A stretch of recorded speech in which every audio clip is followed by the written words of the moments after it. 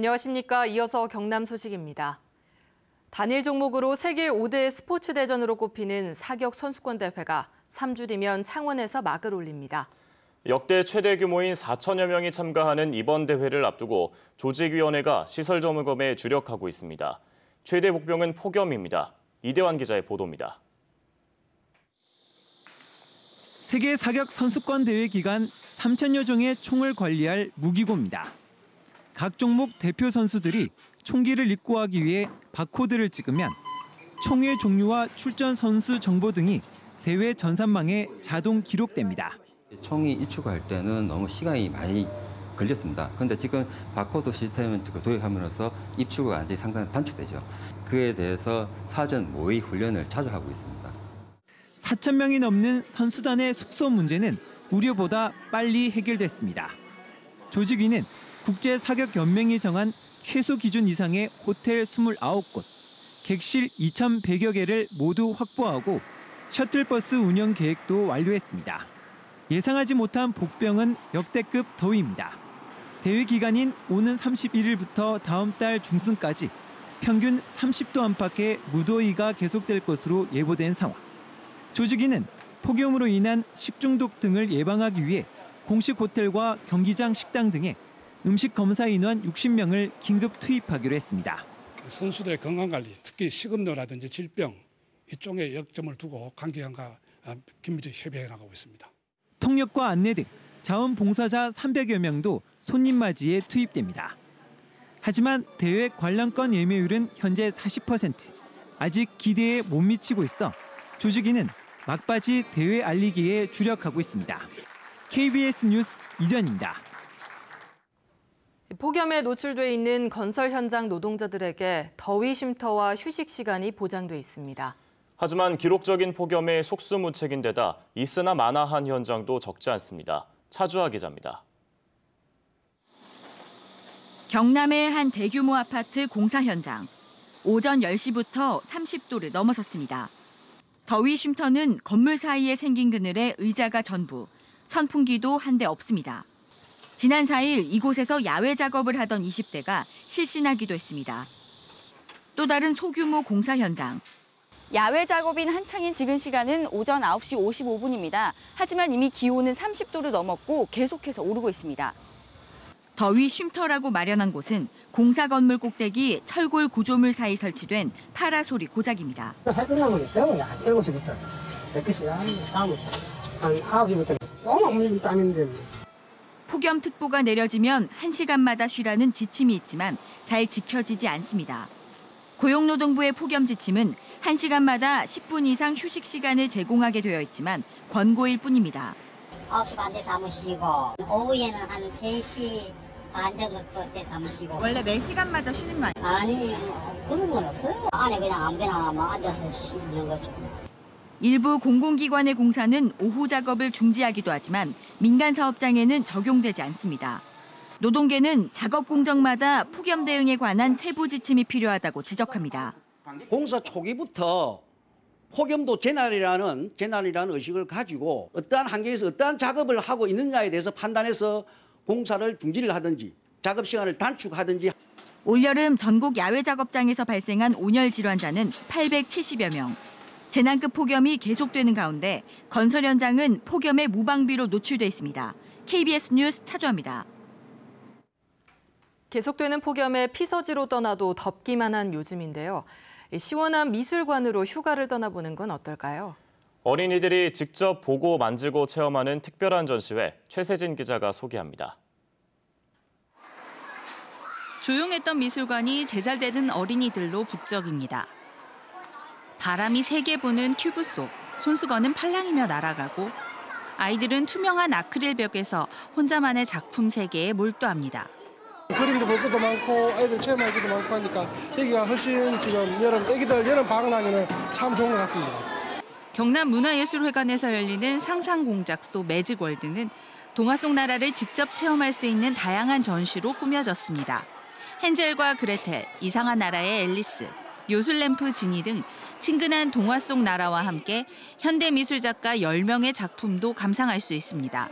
과학과 그리고 미술이 가질 수 있는 어떤 상상력들을 함께 체험하는 그런 콘텐츠를 한번 구성을 해봤습니다. 색종이를 열심히 오려 만든 민들레꽃. 커다란 천에 인쇄된 작가의 작품에 종이꽃을 붙이면 작품이 완성됩니다.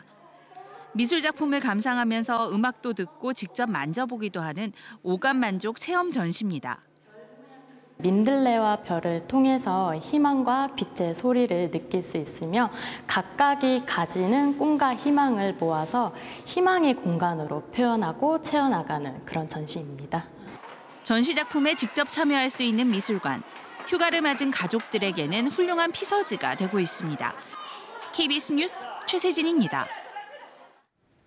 GS칼텍스의 마산항 기름 유출 사고가 난 지 한 달이 다 돼가지만 인근 하천에는 여전히 기름막이 있습니다. 그런데 GS칼텍스의 일부 방제 활동이 오히려 오염을 확산한다며 환경단체가 문제를 제기하고 나섰습니다. 보도에 손원혁 기자입니다. 마산항에 기름이 유출된 지 28일째. 인근 하천에는 아직까지 기름막이 떠 있습니다. 방제 작업이 마무리됐다고 하지만 하천 바닥을 뒤집은 흔적이 눈에 띕니다. GS칼텍스가 땅속에 스며든 기름을 제거하기 위해 곡괭이로 땅을 파 뒤집은 겁니다. 환경단체는 이 같은 작업이 방제 목적에 맞지 않다며 중단을 요구했습니다. 기름이 묻은 토사가 마산만으로 그대로 유입되고 있습니다. 방제뚝도 없고 특별관리해역으로 지정되어 있는 마산만 그리고 시민들이 살리기 위해서 애썼던 마산만에 기름이 한 방울이라도 적게 들어가게 하기 위한 거였는데 또 토양 오염 조사를 위한 시료 채취 지점에 오염 정도를 일부러 낮추기 위한 것은 아닌지 의심하고 있습니다. GS칼텍스의 저장 탱크에서 넘쳐 흐른 기름은 무려 295톤, 200리터 드럼통 1,400여 개 분량입니다. 기름이 유출된 GS칼텍스 창원 물류센터 터는 이미 토양 오염 물질인 총 석유계 탄화수소가 최대 46배 높게 검출됐습니다. 오염된 땅의 면적은 2,800제곱미터에 이릅니다. 기준치를 넘지는 않았지만 지하수도 오염된 것으로 조사됐습니다. GS칼텍스 측은 방제를 위한 것일 뿐이며 기름 유출 방지를 위한 시설물을 보완하고 있다고 밝혔습니다. 사수력을 설치했습니다. 기름이 이제 내리면 기름에서 고역화하지 그 부분을 공사를 하고 있고 또 이제 수물 쪽에서 다른 장치를 하고 있고. 기름이 35분여 동안 유출된 것으로 추정되는 가운데 해경은 GS칼텍스 측이 언제 기름 유출을 알게 됐고 또 어떤 조치를 했는지 직원 10여 명을 상대로 과실 유무를 조사하고 있습니다. KBS 뉴스 손원혁입니다. 정부가 일회용품 사용 줄이기의 일환으로 이달부터 커피 전문점 등 매장 안에서 일회용컵 사용에 대한 단속을 시작했습니다. 그러나 현장 곳곳에서는 명확하지 않은 단속 기준 때문에 혼선이 잇따르고 있습니다. 남미경 기자입니다. 손님으로 붐비는 점심시간 한 커피 전문점.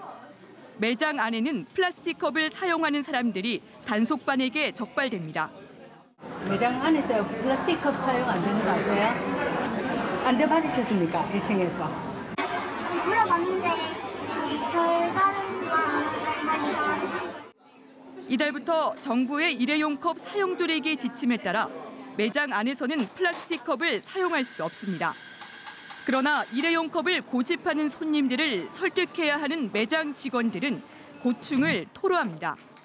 가벼운 잔 쓰고 싶다고 손이 아프다고 얼마 전에 있었어요. 손이 아프니까 또 테이크아웃 주면 안 되겠냐고.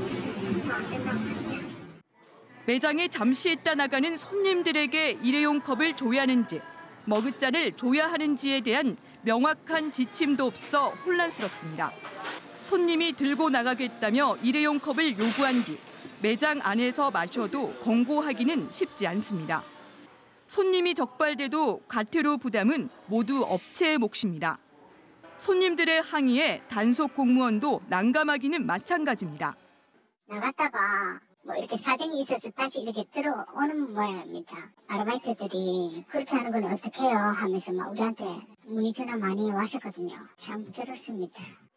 재활용 쓰레기 수거 대란 이후 정부가 일회용품 사용을 줄이자며 커피 전문점에서 대대적인 단속을 시작했지만 현장은 여전히 혼선을 빚고 있습니다.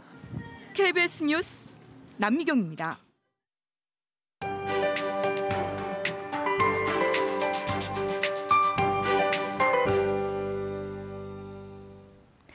대기가 계속 많이 불안정합니다. 오늘도 강한 소나기를 주의하셔야겠는데요.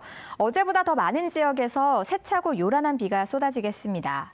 10에서 60mm의 강수량이 예상되는데요. 시간당 30에서 50mm로 짧은 시간에 강한 비가 집중되겠습니다. 어제 산청에 내린 비의 양을 보시면 총 강수량이 35.5mm인데 이 중 20.5mm가 1시간 동안에 집중됐습니다. 이렇게 짧은 시간에 많은 비가 내릴 경우 산간 계곡이나 하천물이 갑자기 불어날 수 있습니다. 인근 피서객이나 행랑객들은 안전사고에 각별히 주의하셔야겠습니다. 이 소나기에도 불구하고 무더위는 계속됩니다. 비가 내리는 동안은 기온이 잠시나마 내려갈 수 있겠는데요. 비가 그친 뒤로는 곧바로 기온이 다시 올라갑니다. 여기에 습도까지 높아져 불쾌감이 심하겠습니다. 현재 경남 지역은 고기압의 영향권에서 대기 불안정으로 구름이 다소 끼어 있습니다. 오후부터는 곳곳에 소나기 구름도 발달하겠습니다. 현재 기온은 어제와 비슷하게 출발하고 있습니다. 동부 지역은 25도 안팎을 가리키고요. 낮 기온은 창원 34도, 창녕과 김해, 양산이 36도로 어제만큼 오르겠습니다. 경남 서부 지역은 현재 기온 25도 안팎으로 출발해서 낮 기온은 35도 안팎까지 오르겠습니다. 오늘 해상에는 바람이 강하게 불면서 동해남부 먼바다의 물결이 높게 일겠습니다. 이 폭염은 다음 주까지도 계속되는 가운데 내일도 곳곳에서 소나기가 내리겠습니다. 우산 챙기는 거 잊지 않으셔야겠습니다. 기상정보였습니다. 경남농협이 폭염 피해 농가에 무이자 자금 5천억 원과 양수기 지원, 보험금 조기 지급 등에 나섭니다. 창원상의가 지역 중소기업의 신기술 매뉴얼과 홍보물의 외국어 번역 작업을 지원합니다. 김해시가 100억 원 규모의 중소기업 육성 자금을 투입하는 등 조선기자재 업체를 직접 지원합니다. 동남지방통계청이 이달 말까지 다문화 가족을 상대로 경제 상태와 생활 양식, 가족 문제 등 실태 조사를 벌입니다.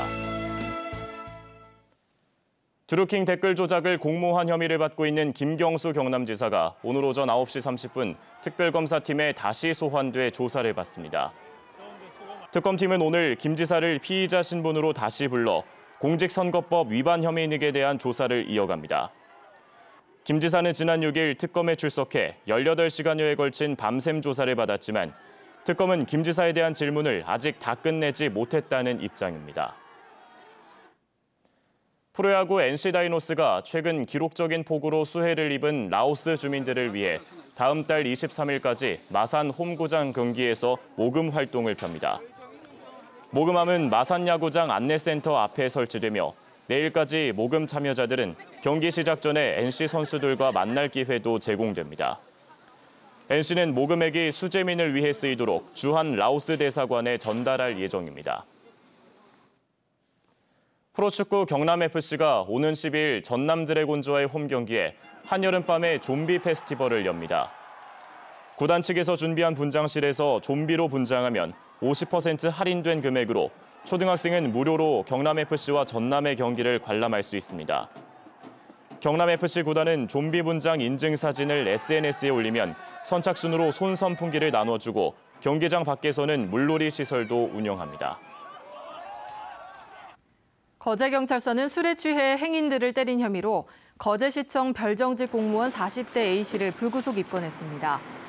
A씨는 지난 7일 밤 10시쯤 거제의 한 공영주차장에서 자신을 계속 쳐다본다는 이유로 길을 가던 57살 B씨 등 2명을 폭행해 전치 2, 3주의 상처를 입힌 혐의를 받고 있습니다. 거제시청은 A씨를 직위 해제할 예정이라고 밝혔습니다. 뉴스를 마칩니다. 시청해주신 여러분 고맙습니다.